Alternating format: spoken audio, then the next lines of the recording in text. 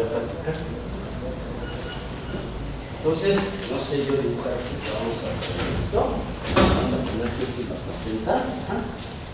Bueno, ya no están así, ¿no? En el último trimestre, pero vamos a suponer que está los chamacos, ¿no? Bueno, entonces ustedes saben que se alimentan por las aguas. Y esto sería el colesterol. Entonces la tranza es que ahora, fíjate bien, ya no puedes mandar sangre hacia las lagunas para que se oxigene el feto, porque tienes una alta resistencia a nivel de las arterias espirales. Entonces lo que hace el sistema ahora es elevar la presión arterial de la madre, pero no como enfermedad, sino que crees como un mecanismo compensador. Es lo que no entiende mucho la gente, como un mecanismo compensador para que, ¿qué crees? El chavo siga. Pero aún así, a pesar del incremento de la presión arterial de la madre, la cantidad de sangre que llega no es la adecuada, pero es la que permite que siga viviendo el chavo. No sé si me agarran nada. Todos los hijos de las preclánticas son niños menores de 3 kilos, de 2,800, en el mejor de los casos 2,500, 2,400. Porque te pasa lo mismo que lo pasa a las vísceras en un hipertenso, se desnutren crónicamente. El problema grave de la madre, por eso reduce tanto a las mamás con preeclampsia, es que ese incremento de la preeclampsia tan brutal está ocurriendo en un lapso de 3 meses. ¿Sí me siguen? En lugar de las adaptaciones que tiene un hipertenso en 20 años de hipertensión. Por eso se mueren tanto las señoras, ¿verdad? Bueno, entonces fíjense bien cómo está la fisiopatología. El problema es que se incrementa, hay un aumento de hay una hipertensión arterial sistémica por causas desconocidas. ¿Por qué se eleva la presión en la madre? ¿Qué crees? Nadie lo sabe. Tal vez la placenta hipóxica empieza a mandar señales vasopresoras en las arteriolas, con el entorno arteriolar, ¿sí me siguen? Para elevar la presión. Pero esa es la condición clásica. Si ustedes ven cualquier libro de ECO, van a encontrar que la frecuencia de la triada es hipertensión, edema y proteinuria. ¿Sí me siguen? Proteinuria. Es la triada de una preeclampsia. Entonces, fíjense, a ver si me siguen ahora. Como el flujo sanguíneo está muy malo a nivel de las arterias espirales porque no pudieron. O sea, una cosa es la hipertensión, y es que hipertensa la señora. 70% de las preeclámpticas tienen estos 3 datos, 70%, pero un 30% no. El 30% nada más tiene que crecer. Hipertensión. Dicho de otra manera, no puede haber preeclampsia sin hipertensión. ¿Por qué un pequeño porcentaje no hace el edema y proteinuria y la mayor parte hace proteinuria y edema? Es por esto. Porque a nivel de las arterias espirales está tan mal el flujo, la sangre pasa tan lento, que ¿qué crees? Hace cuenta que prácticamente se para. ¿Sí me siguen? Y como hay poco flujo, se empiezan a activar en todos los factores de coagulación. Ese es un problema. Cuando tú tienes un flujo sanguíneo muy disminuido, es como, ¿qué crees? Automáticamente se empiezan a activar los factores de coagulación dentro de los vasos sanguíneos. Si lo quieres ver así como el infarto, pero el infarto es por un tapón plaquetario. Aquí no es por un tapón plaquetario, aquí es porque se están activando los factores de coagulación. Pero esa activación de los factores de coagulación nada más está ocurriendo en la circulación placentaria. ¿Sí me siguen? Porque si fuera generalizada se muere la señora de una coagulación intravascular desordenada, que es como les pasa en etapas tardías. Y entonces está ocurriendo esto. Como están activando en situ, se empieza a formar, a partir del fibrinógeno se empieza a formar fibrina. Y esa fibrina que crea, se ve y se deposita donde crece. En los capilares no medulares. Se empieza ¿cómo se llama? A formar en los capilares no medulares. Entonces son dos fisiopatologías diferentes. Una, el aumento de la presión, y otra, la producción de fibrina. ¿Sí me siguen? Son dos patologías. Tú puedes tener hipertensión, pero puedes tener todavía un problema físico a nivel de las arterias espirales y no tener activación de los factores de coagulación. El chiste es que en la mayor parte de las mujeres preeclámpticas se forma fibrina, se deposita en el glomérulo y tú pensarías, pues se va a depositar, me va a dar un síndrome nefrítico. Pero no, esa fibrina que se deposita en los glomérulos es detectada por el sistema inmune de la señora. Dice, aquí hay algo raro, y pum, llegan los macrófagos y destrozan el glomérulo, y tú tienes un problema bien grave, cabrón, que es ¿cómo se llama? La rotura del glomérulo y un síndrome nefrótico. Y esto te da la famosa proteína del edema. ¿Sí le agarran onda? Entonces, fíjense qué cosa más paradójica, es más paradójica. Yo ya aprendí que la presión arterial es igual a ¿qué? Al flujo sanguíneo por las regiones periféricas. Aquí tienes un problema bien cabrón en la preeclampsia, porque tienes una presión arterial elevadísima con un flujo sanguíneo que crece elevado.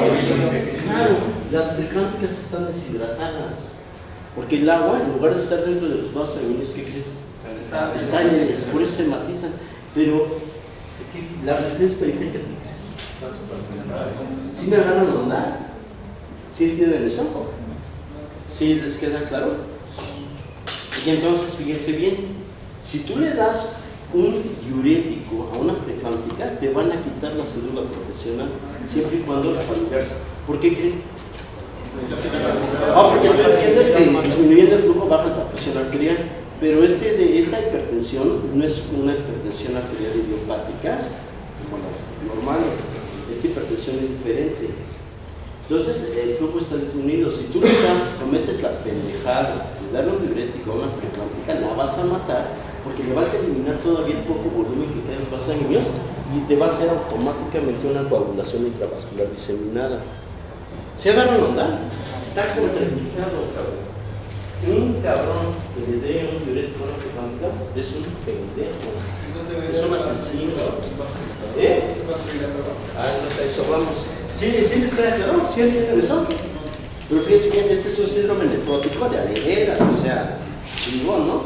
Bueno, entonces aquí el punto importante es la idea.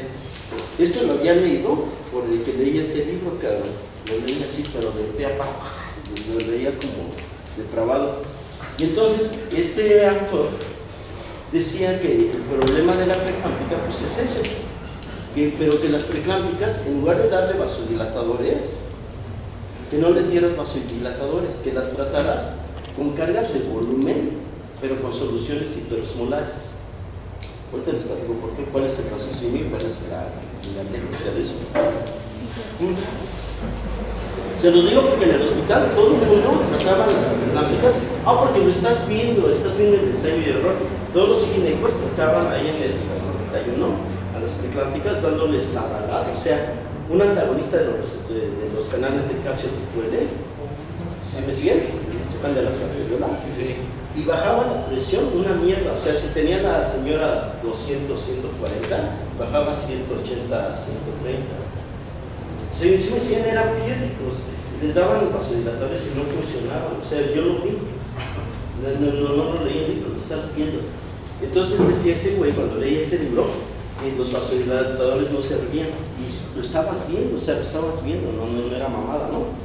Y entonces decía que había que darle soluciones hiperosmolares, pero cargas rápidas de soluciones hiperosmolares. ¿Por qué le vas a dar soluciones hiperosmolares a una persona? ¿Por qué? ¿Por qué? ¿Pero por qué? O sea, ¿qué es lo que va a hacer la solución hiperosmolar?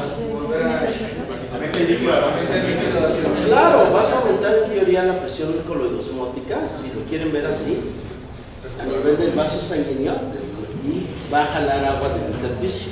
Pero no es presión coloidosmótica porque no vas a meter proteínas, vas a poner sustancias hiperosmolares.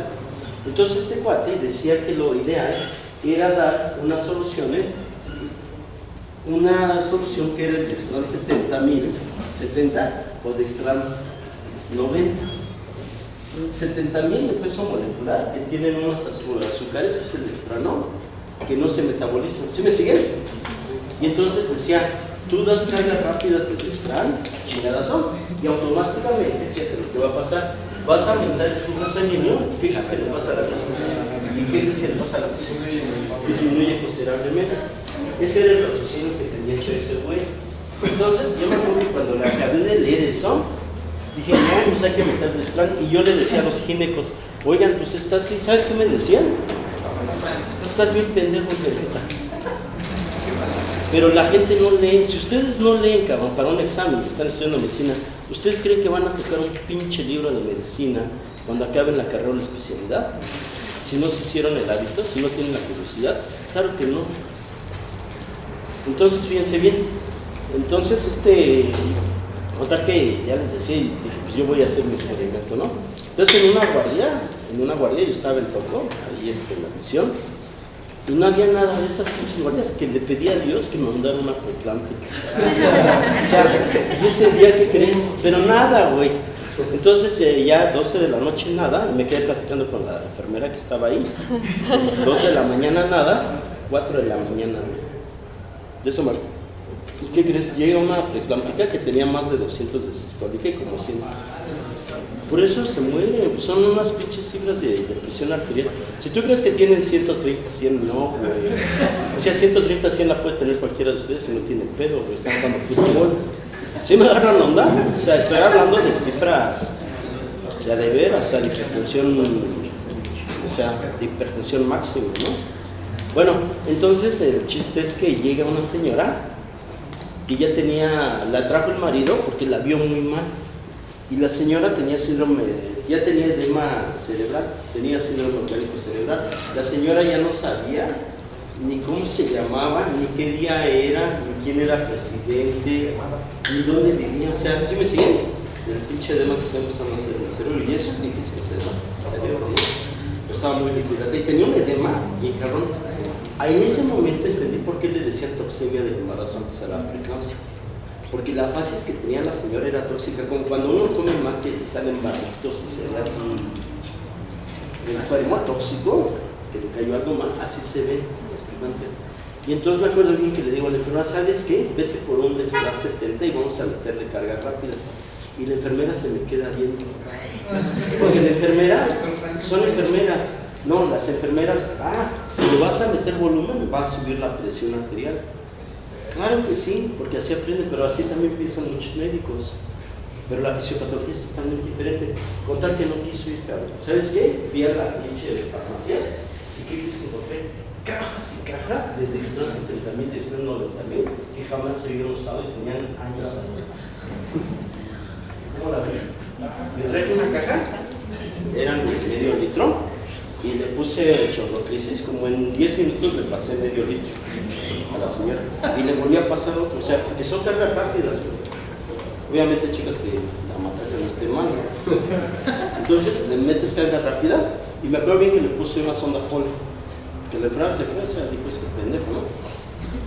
Se fue la señora, la enfermera, y me quedé con la sonda Foley y me dice el marido, es que sabe que y aparte lleva como 5 días que no orina. Sí se dan cuenta cómo está el problema, o sea, bueno, le metí eso. Cuando iba la primera, cuarta parte de la segunda carga, ¿qué crees? Se empieza a llenar el cistoflot de orina. Empieza a llenar esto, llenó la bolsa. No mames, pero yo nunca había visto a alguien que llenara así una bolsa. Mira, tuve que ponerle, le metí como 4 cargas de madrazo, y en ese momento, la señora, ¿qué crees? Como de Terminator que se vuelve a prender. Como que volvió a agarrar la onda, cabrón. O sea, dijo, ¿dónde estoy? Ese hello, ¿no? Entonces, lo vaciado es que se volvió a activar la señora. El marido estaba viéndome, ¿no? Y entonces me di cuenta de que se consumió 2 bolsas de orina, o sea, se ve con una tercera bolsa. El riñón volvió a trabajar porque volvió a tener líquido el sistema. ¿Sí se dan cuenta? Por Dios que si no la atiendo así, esa señora se hubiera muerto ahí. O sea, de eso estoy convencido, cabrón, nadie me lo dice, cabrón. No hubiera llegado entonces a la mañana. Y entonces la señora ya pues tenía 200 y cacho de sistólica, le bajó como a 160, 100. Pero ¿qué crees? Eso ya es una... O sea, la señora ya no quería hacer un orgánico cerebral. Y entonces, esa señora, con esa presión, no se podía tener ahí en un hospital de tercer nivel que era el 71, hice mi nota. Y voy con el gineco que estaba durmiendo ahí en la residencia. Y entonces le digo, oye, doctora, y le digo, pues fírmeme, ¿no? Y entonces sí, que ya es una pregunta así, ya lleva. Y sí, pero que la dio la firma. Saqué la ambulancia y me la llevé al centro médico aquí, la raza, en la ambulancia. Llegamos como a las 6 de la mañana y eso estaba amaneciendo y me atendió un residente y vio la nota y me dice, ¿a poco les ponen cargas hiperosmolares? No, pero ¿qué cree? Fíjese que leí este libro y esto. Se me quedaba viendo el residente, era como que para residente, así, tipo así muy propio, ¿no? Y entonces manda a llamar a la jefa del tercer turno de la noche, una señora con mucha clase, que se ve que había sido muy guapa, bueno, muy guapa. Y entonces me empieza a preguntar y se me quedaban viendo que por qué le daba soluciones. Y es que estoy leyendo este libro y se quedaban viendo. Y contar que, ¿qué crees? Me invitaron a un pinche café y entonces estaban así muy entretenidos oyendo todo lo que yo les platicaba. Contar que dejé a la señora, me regresé dormido, ya me vine en la ambulancia porque en esa que estaban haciendo el metro, entonces se trasladaba yo como a las 3 de la mañana allá al hospital. Durante 3 horas durmiendo bien padre en la ambulancia. Sí, porque ya, como a los 10 días, ¿qué crees, güey? La señora llega. Que llega la señora, como a la semana, con su niño a darme las gracias. ¿Pero qué creen que me regalaron? El niño. Si eso hubiera sido, no me hubiera. ¿Qué creen que me regalaron? Es el regalo más significativo que te dedica en mi vida. El libro. No. El libro. Son personas de bajos recursos. ¿Qué crees que me regalaron?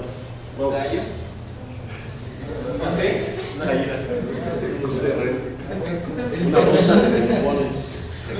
Una bolsa de bombones, güey. Y eso es un síndrome nefrótico. ¿Les quedó claro? Está chingón, ¿no? Bueno, no, mejor aprendan. Yo les platico de lo que he vivido. Solo ustedes, claro que ¿cuándo puedo tener edema? Cuando no funciona el corazón, cuando hay un volumen latido muy pequeño. ¿Sí les queda claro? Con esto creo que no les he dado un importante. No te pasaría eso. Si yo no estudiara, si no me hubiera empezado la carrera, no les platicaría estas cosas porque no las hubiera vivido. Si hubiera sido como un vegetal más, no hubiera no, pues ¿saben qué es? Así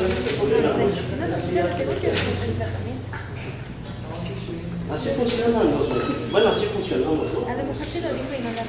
¿Cómo la ven? Entonces ya les empecé a platicar a los güeyes de ahí y empezaron a, ¿qué crees? A meterles. ¿Cómo la ves? No sé famoso en ese momento. Bueno, así puedo platicar muchas veces, pero pues no va. Dejen que les platique antes de seguir con ustedes. Entonces, ¿cuántos tipos de renópatas hay? Dos. Los que se destapan por lo menos los que son fisiopatologías diferentes. Porque si tú le pones volumen a un tipo que tiene síndrome nefrítico, lo vas a matar. Vas a hacer una falla cardíaca por ejemplo de la descarga. ¿Se me agarra? Porque vas a elevar mucho la presión arterial y el ventrículo izquierdo ya no va a poder sacar sangre. ¿Sí está clara la idea? ¿Sí entienden? Bueno, fíjense bien. Hay una cosa que se llama fracción de expulsión. ¿Lo vimos? ¿Vimos la fracción de expulsión? No. Díganme la verdad, pues nunca estudian, ¿no? ¿No? ¿Seguro? Quiere decir que no estoy tan mal porque recuerdo no habérselos dado. Pero ya lo comían ustedes. Están muy huevones. ¿Y es la fracción de expulsión?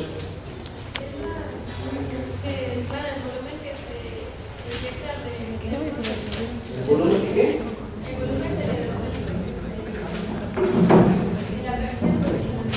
A ver, ¿qué es el volumen del diastólico, Elisa?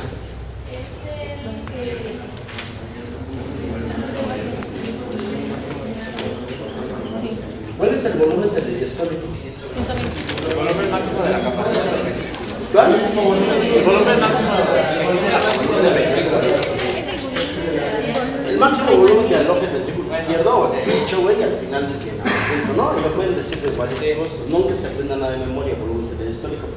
Nosotros aprendemos que en el volumen latido, solamente esto sería el volumen latido. ¿Sí me siguen? Sí. Volumen latido. es igual al volumen ¿qué? ¿Volumen qué? Sistólico. Ah, ya. Es que me cuesta mucho trabajo tener que hacer libros. Y créeme que me gusta mucho la semana. Hazme comparto su sentido de humor, que por cierto hablas limitar. Bueno, entonces tú tienes el volumen del diastólico, que te das cuenta que es de 120 mililitros. ¿Y el volumen del diastólico de cuánto es? 70 mililitros. Entonces, fíjate bien, cuando yo hablo de fracciones, siempre que diga fracción en algo, fracción de fulana de tal, porcentaje. Eso es una manera de pendeja de decir el porcentaje. No sé por qué los médicos, en lugar de hablar de porcentajes, decimos fracciones, ¿no? Pero es así. Bueno, entonces, fíjate bien, si 120 mililitros es el 100% del volumen, ¿sí me siguen?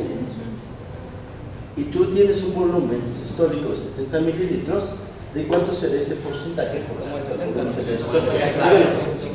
¿Cuánto? Bueno, vamos a poner que X es igual a un ¿cierto? Alrededor del 60%. Quiere decir que la fracción de expulsión de ese ventrículo es un 60%. ¿Sí les queda claro?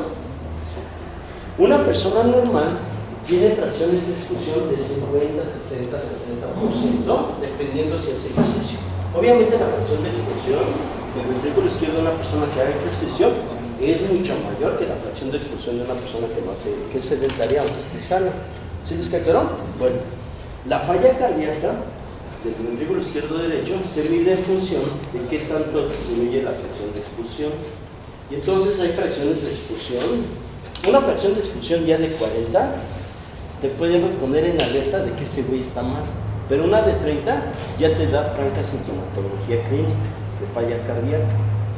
¿Sí les queda claro? Si tú tienes hipertensión y tu ventrículo izquierdo es hipertrofia, siguiendo la ley de Laplace, tú no vas a tener un volumen latido anormal y vas a tener una fracción de expulsión normal. No vas a tener datos de falla cardíaca. ¿Cuándo los vas a tener?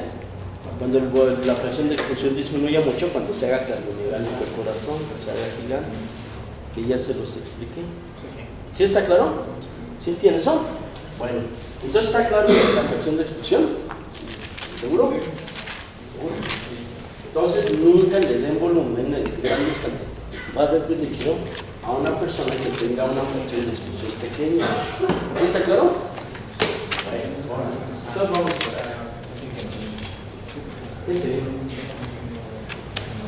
entonces ahora viene la siguiente sopa. Tenemos una fórmula que es, oye, ¿y esto qué onda? Esto murió, ¿verdad? Ok, fíjense. Les recuerdo que la presión arterial es igual a qué. Claro, ese es el flujo periférico. Ahora, ¿yo puedo despejar en esa fórmula el flujo? Sí. Claro, ¿y el flujo cómo queda? Presión sobre la resistencia. ¿Sí les queda claro? Sí. Miren, entonces, resulta que algún día me enseñaron a desglosar esto, pero es una ecuación diferencial. Es una ecuación diferencial y no la vamos a ver aquí porque el despeje ya ni lo sé hacer, ni me acuerdo. Y llenaríamos el pizarrón y sería una cosa idiota, pero la resistencia también se puede poner así. Es equivalente a 8 veces la viscosidad de la sangre por la longitud del vaso entre pi por r al cuadrado. A la cuarta potencia. Es la ley de ¿La ecuación de qué? ¿Es la de Bernoulli? No. Poiseuille. De Poiseuille, ¿no? La ecuación de Poiseuille. Que tenía un gran libro de fisión, la ecuación de Poiseuille, hecho por un cuate que está en el CESTA, y me lo volaron, ¿no? Pero ahí venía bien el desglose. Eso se llama la ecuación de Poiseuille. Vamos a poner aquí.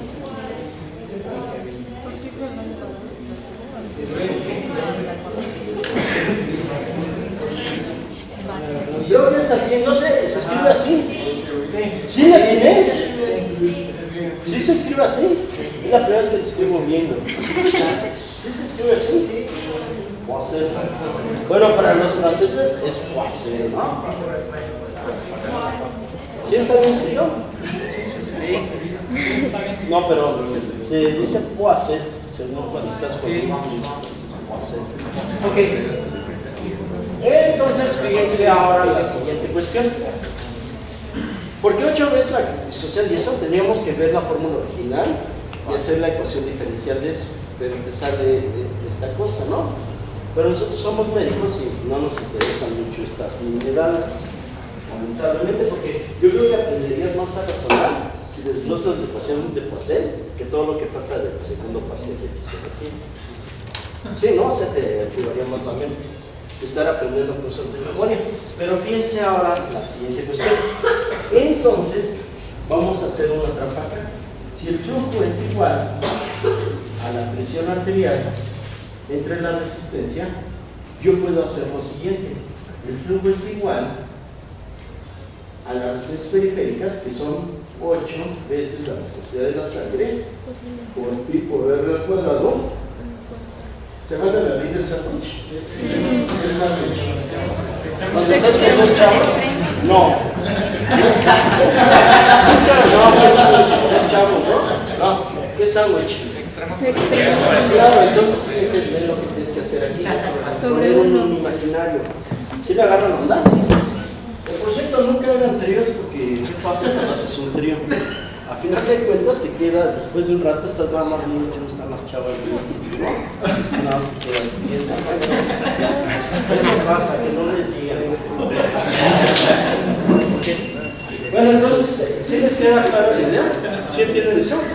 Muy bien, entonces, ¿se acuerdan que la ley del sándwich es los de arriba, los de abajo, los de arriba, los de abajo, los de abajo? ¿Sí se acuerdan o no se acuerdan? Entonces, ¿cómo queda ahora? La presión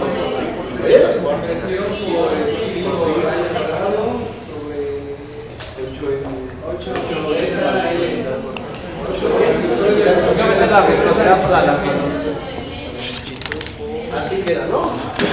Esa es la famosa ecuación de Poisson. Entonces, fíjense bien, realmente conservan los dos parámetros importantes, la presión y el flujo, y lo único que hiciste fue la resistencia por este nuevo tren. Entonces, cuando tú ves eso, así queda la ecuación de Poisson. Si tú cometes la tontería de despejar la presión arterial, ¿sí me siguen? Y de ponerla acá, haces una cosa que se llama reducción al absurdo, porque implicaría que el factor que regula la presión arterial es la viscosidad de la sangre, y eso es absolutamente falso. Porque tú puedes ver tipos por el hiperglobúlico, el con hiperglobulinemia, uno más pero chingada y tienes índices de presión normal. ¿Sí me agarran, verdad? O sea que la viscosidad de la sangre es el factor que determina el fenómeno de la presión isoextrapidez.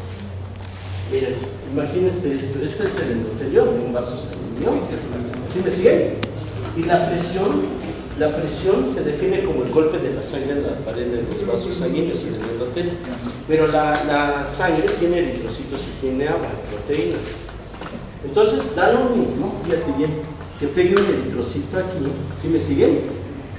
Y pegue el agua porque la presión va a ser la misma, a que tú tengas muchos eritrocitos. La presión es exactamente la misma. Yo sé si me agarran nombres, al final de cuentas es la sangre la que pega ahí, no importa que tenga alta viscosidad o no. Entonces, la ecuación de Poisson se usa para determinar el flujo, no presión, flujo. ¿Sí les queda claro? Y entonces hay un detalle muy importante. ¿Cuál será el factor de más peso que determina el flujo sanguíneo? ¿Cuál será el factor más importante?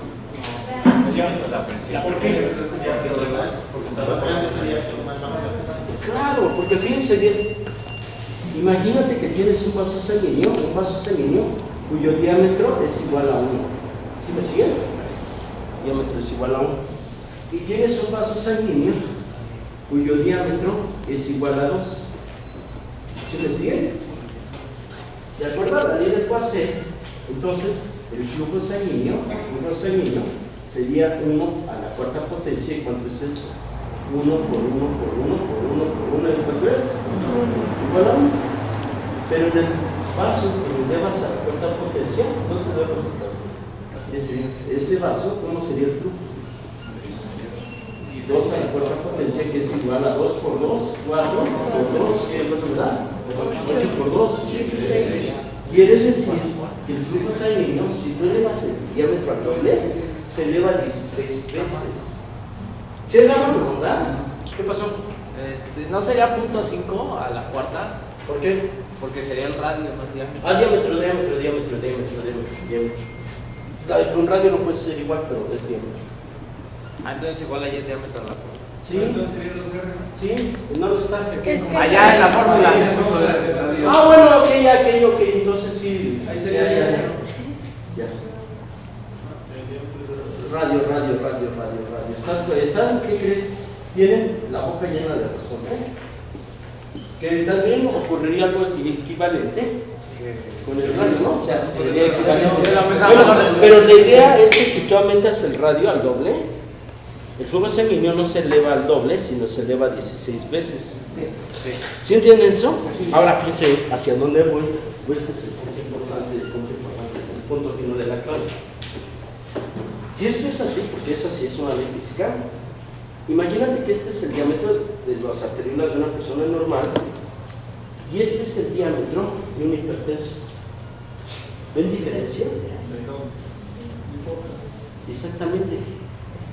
Entonces, el tipo que se hace hipertenso se hace porque el diámetro, no creas que el diámetro del hipertenso de la arteriola está así. El diámetro de la arteriola se modifica una micromadre